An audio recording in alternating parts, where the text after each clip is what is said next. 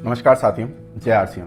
तो आज हम इस वीडियो में बात करेंगे कि जल संचय क्या है, जल संचय कैसे कार्य करता है और जल संचय के क्या क्या फायदे हैं। तो जल संचय क्या है? जल संचय एक 100% ऑर्गेनिक और बायोडिग्रेडेबल यानी कि 100% जैविक और बायोडिग्रेडेबल उत्पाद है जो फलों के छिलके जैसे संतरे, केले, शुगर केन, गन्ना इत्यादि के छिलकों से मिलकर के बना हुआ उत्पाद है। जल संचय 1 एकड़ के लिए 5 केजी जल संचय की आवश्यकता होती है। हम बात करेंगे कि जल संचय कैसे कार्य करता है, क्या क्या इसके फायदे हैं। तो ये 2 खेत आपके सामने हैं। अब हम एक खेत के अंदर जल संचय को डाल देते हैं। जल संचय कुछ इस प्रकार का पाउडर जैसा प्रोडक्ट है। 2 चम्मच मैं इसके अंदर मिला देता हूं। जल संचय दिखता कैसा है? कुछ इस प्रकार का जल संचय है, पाउडर जैसा यह एक उत्पाद है। हम जानते हैं कि यह बुवाई से पहले जाने वाला उत्पाद है, तो इसे हमें मिट्टी में पूरी तरीके से मिला देना है। तो यह हमने आखिरी जुताई करी या जब मथाई करी उस टाइम पे हम इसको पूरी तरीके से अच्छे से खेत में मिला दें। मुख्य रूप से बात ध्यान में रखने वाली बात यही है कि यह मिट्टी में अच्छी तरीके से मिल जाना चाहिए। तो यह हमारे 2 खेत थे। एक खेत में हमने जल संचय को डाला और एक खेत में हमने जल संचय को नहीं डाला।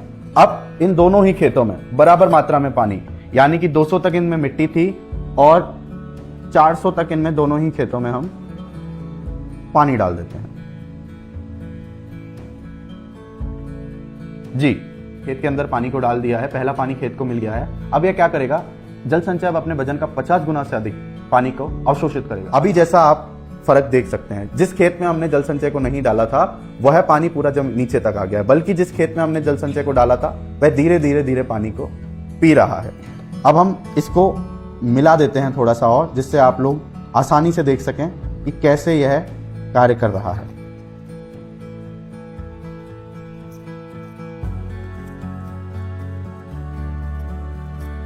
हमने इसको पूरी तरीके से मिला दिया। अब उसी प्रकार से मैं इस खेत में भी पूरा मिला देता हूं।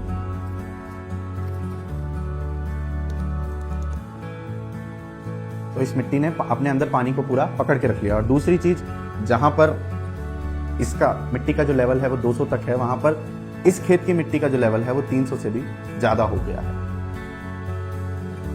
इसके फायदे क्या हैं उनको अब हम जान लेते हैं। जैसा कि इस मिट्टी ने अपने अंदर पानी को पकड़ के रख लिया है, तो और इस मिट्टी के अंदर जो जल है वो ऊपर पड़ा हुआ है। अब इस खेत के अंदर का जो पानी है वो धीरे धीरे बह जाएगा या उड़ जाएगा, बल्कि इस खेत के अंदर जल संचय ने पानी को पकड़ के रख लिया है।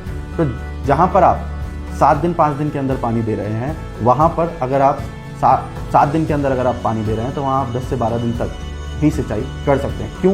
क्योंकि जो जल है, जो मिट्टी है, उसमें नमी को बना करके जल संचय रख रहा है। दूसरी चीज, जो यह खेत है, जब यह लीचिंग होगी, पानी बहेगा या उड़ेगा तो यह अपने साथ फर्टिलाइजर को भी लेके जाएगा।